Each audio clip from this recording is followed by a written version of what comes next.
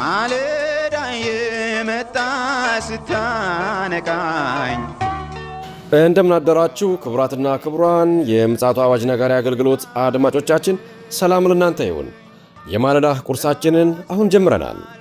አዘጋጅ እና አቅራቢ ፓስተር አለማየሁ ነሞ። መልካም ጊዜ ሆነላችሁ። ከሕይወት ምንጭ ውሃ ስታረካኝ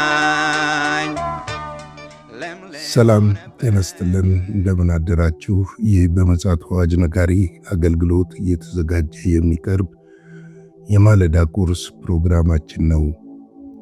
ወደ ዛሬው የማለዳ ቁርስ ፕሮግራም ከማለፋችን በፊት ይህንን ማለዳ በምሕረትና በቸርነቱ የሰጠንን እግዚአብሔር አምላካችንን አብረን አመስግነን ወደ ዛሬ ማለዳ ቁርስ እናልፋለን።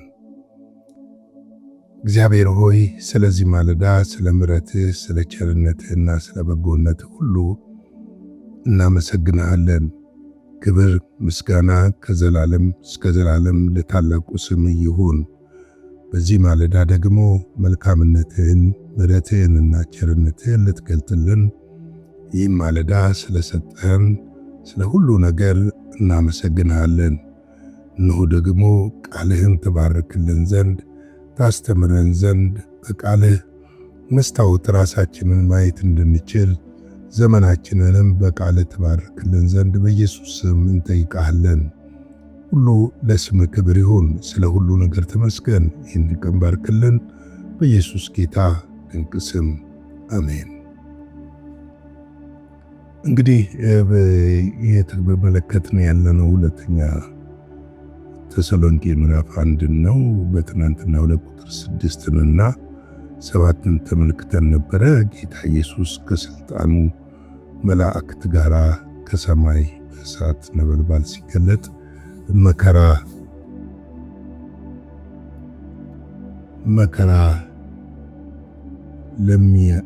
ለሚያሳዩአችሁ መከራን ለምትቀበሉ ከኛ ጋር ደግሞ እረፍትና ብድራትን አድርጎ እንደሚመልስ በእግዚአብሔር ፊት በእርግጥ ጻድቅ ነው ብሎ ይለናል።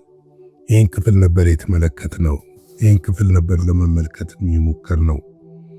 እንግዲህ ጌታ ኢየሱስ ክርስቶስ ከመላእክቱ ጋር በክብር ይመጣል። በክብር በሚመጣበት ሰዓት ግን መከራን ያሳዩ የነበሩ በወንጌል ላይ መከራን ያደርሱ የነበሩ ደግሞ ያንን መከራ እንደሚቀበሉ ይነግረናል። መከራን የሚቀበሉ ደግሞ ስለ ወንጌል ራሳቸውን አሳልፈው በመስጠት ዋጋ ሲከፍሉ የነበሩ ደግሞ ከእኛ ጋር ምን ያደርጋሉ? እረፍትና ብድራት አድርጎ እንዲመልስ ብሎ ይነግረናል።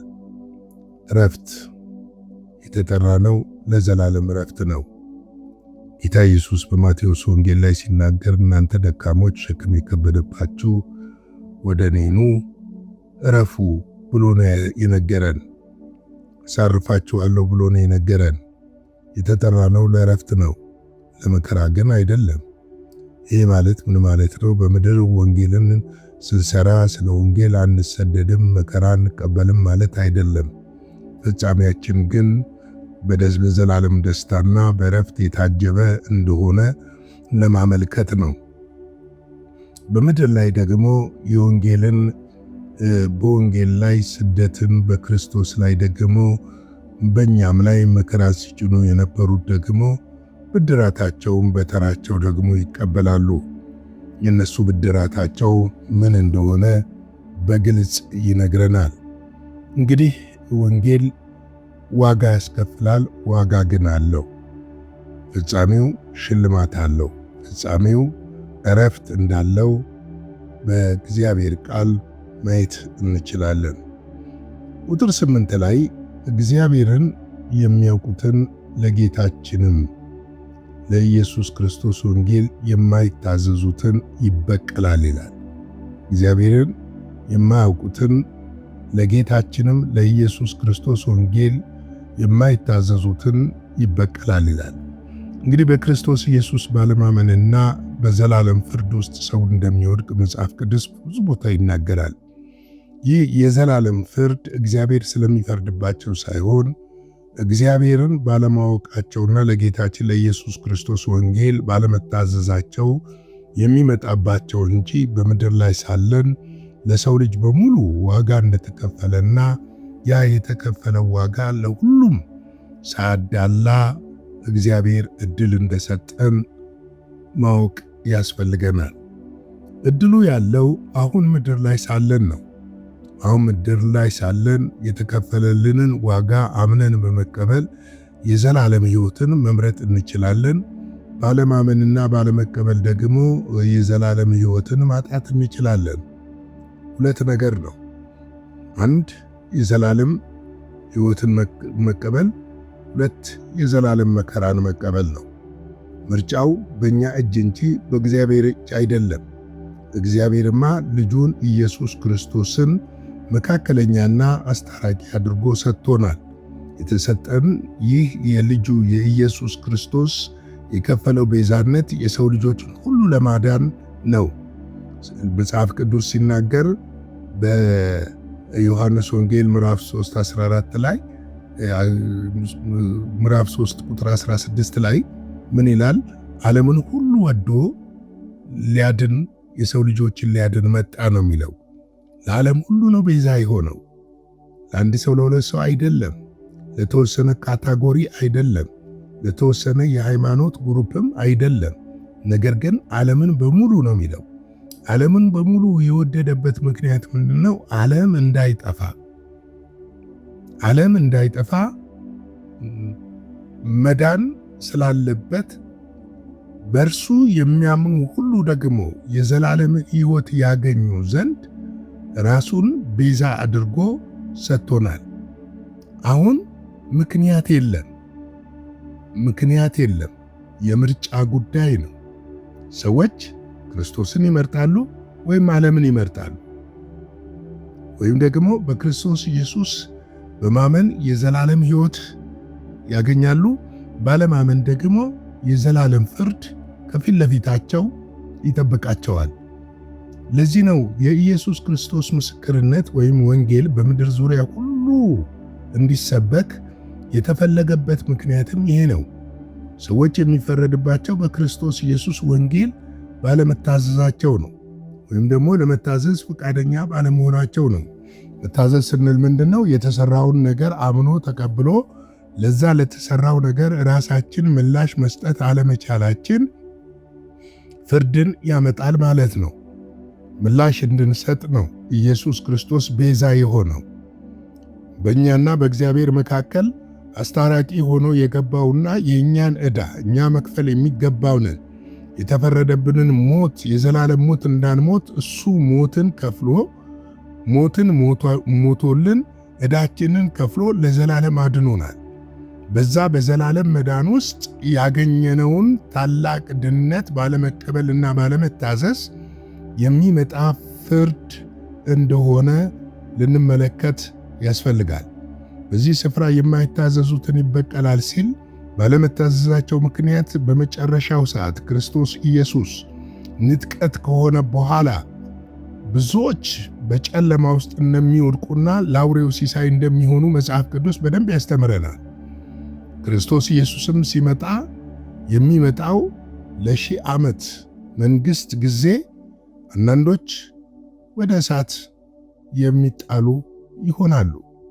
ይህ እኛ ወይም ክርስቲያኖች ወይም ደግሞ አሁን በምድር ላይ ያለን ሰዎች የምንናገረው ሳይሆን ጌታ ኢየሱስ ክርስቶስ የተናገረው ነው። ይሄ እውነት ነው። በእርሱ በማያምኑት ላይ ፍርድ አለ። ለዚህ ነው ለሰው ልጆች ሁሉ ከፍርድ አምልጡ ብለን የምንጮኸውና የምንናገረው። ሰዎች ከፍርድ በማምለጥ የዘላለም ሕይወትን በማግኘት በመታዘዝ ከመጨረሻው ቁጣ እሳት እንዲተፉና እንዲያመልጡ ነው። ሰይጣን ገር አይደለም፣ ደግ አይደለም። ዛሬ ክርስቶስን እንዳይቀበሉ ለኢየሱስ ሰዎች እንዳይኖሩ ያደርጋል። ነገር ግን ነገ ተነገ ወዲያ ለፍርድ በሚቀርቡበት ሰዓት በመጀመሪያ ወደ ራሱ ጉያ ወስዶ እሳት ውስጥ የሚያቃጥለው ለዘላለም የሚያቃጥለው እሳት ውስጥ እንድንገባ የሚያደርግ ነው። ስለዚህ ነው ኢየሱስ ክርስቶስ የእግዚአብሔር ልጅ ራሱን ቤዛ በማድረግ የዘላለም ሕይወትን እንደሰጠን በግልጽ ልናውቅና ልንረዳ ከዚህም በመታዘዝ ከዘላለም በቀል ማምለጥ አለብን የምንለው። መዝሙር 79:6 ላይ እንደዚህ ይላል፣ ስምህን በማይጠሩ መንግሥታት ላይ በማያውቁህም አሕዛብ ላይ መዓትን አፈሰስክ ብሎ ይናገራል። በማይታዘዙት ላይ ስሙን በማያውቁት ላይ መዓትን ምን አረክ አፈሰስክ ብሎ ይናገራል።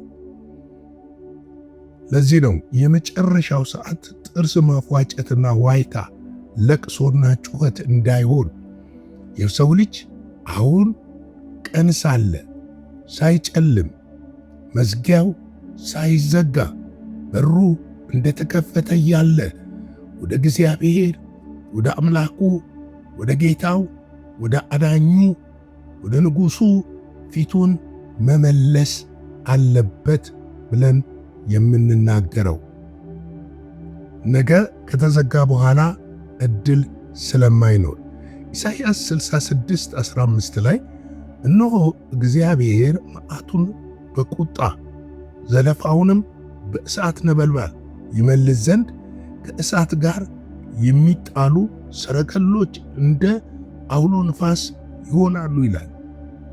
ምን ያህል ክፉ እንደሆነና ያ ዘመን ሰዎች ቢጮሁ ቢሪ ቢሉ ሊያድናቸው የሚችል እንደሌለ በግልጽ መጽሐፍ ቅዱሳችን እየተናገረ ነው ያለው። ስለዚህ ነው ሰዎች አሁን ነው ሰዓቱ የመዳን ቀን ዛሬ ነው የሚለን መጽሐፍ ቅዱስም ለዚህ ነው ዛሬ ልናመልጥ ይገባል። ዛሬ ልንድን ይገባል። አንድ ጥቅስ ልጨምርና የዛሬውን መልእክቴን ላብቃ። ሮሜ 2:8 ላይ እንደዚህ ይላል፣ ለአመፅ በሚታዘዙ እንጂ ለእውነት በማይታዘዙትና በአድመኞች ላይ ገና ቁጣና መቅሰፍት ይሆንባቸዋል ይላል። ለአመፅ በሚታዘዙ እንጂ ለእውነት በማይታዘዙትና በአድመኞች ላይ ግን ቁጣና መቅሰፍት ይሆንባቸዋል ብሎ የእግዚአብሔር ቃል በግልጽ ይናገራል። ለአመፅ በሚታዘዙት ላይ ፍርድ ይመጣል። ወገኖቼ አሁን ደግሞ ሰዓቱ እንደደረሰ ዓለም ራሷ እየመሰከረች ነው ያለችው። በዚህ ሰዓት ታዲያ ከእግዚአብሔር ጋር ከመጣበቅ ባሻገር ሌላ አማራጭ አለ ብዬ አላምንም። በውጭ ያላችሁ ክርስቶስን እንደ ጌታችሁ መድኃኒታችሁ አድርጋችሁ ያልተቀበላችሁ ሰብሰብ ብላችሁ ወደ ጌታ ኢየሱስ ክርስቶስ ፊታችሁን መልሳችሁ የሕይወታችሁን አዳኝና ቤዛ የሆነውን ጌታ እንድትቀበሉ እጆቻችሁን ዘርግታችሁ ምሕረትን እንድትጠይቁ ኃጢአተኝነታችሁን አምናችሁ በጉልበታችሁ ተንበርክካችሁ ፊታችሁን ወደሱ እንድትመልሱ መክራለሁ። በቤቱ ያለን ዳን ጊዜው ገና የመሰለን ሰዓት የደረሰ ያልመሰለን ደግሞ ሰብሰብ እንድንል በጸሎት በአምልኮ እግዚአብሔር ፊት በመቅረብ ዕለት ዕለት ሕይወታችንን ለሱ አሳልፈን በመስጠት ቀናችንን ብሩህ እንዲያደርግልን ከእርሱ ጋር ኅብረት ማድረግ ይጠበቅብናል እላለሁ። ለዛሬ ያለኝ ይህንን ይመስላል። ላይክ፣ ሼር፣ ሰብስክራይብ እናድርግ፣ ለሌሎች እናጋራ። አጭር ጸሎትን ጸልይና የዛሬውን በዚህ እንቋጨው። የዘላለም አምላክ እግዚአብሔር ሆይ በጌታ በኢየሱስ ስም ስለሰጠን ስለዚህ ስለተባረከች ማለዳ ስለ ቃልህ እናመሰግንሃለን። መልካምነትህንና በጎነትህን በሕይወታችን ስለገለጥክልን ዓይኖቻችንን በብርሃንህ ስለከፈትከው ክብር ምስጋና ለአንተ ይሁን።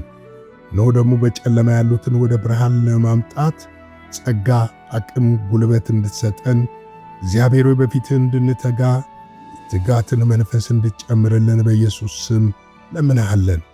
እነሆ ደግሞ ይህን ቀን ባርክልን፣ ከክፉ ሁሉ ጠብቀን፣ በደም ሸፍነን፣ በምትወደው ልጅ በኢየሱስ ክርስቶስ ስም አሜን።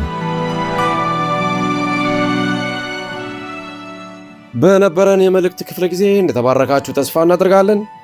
በነገው ማለዳ በሌላ ዝግጅት እንገናኛለን። መልካም ቀን።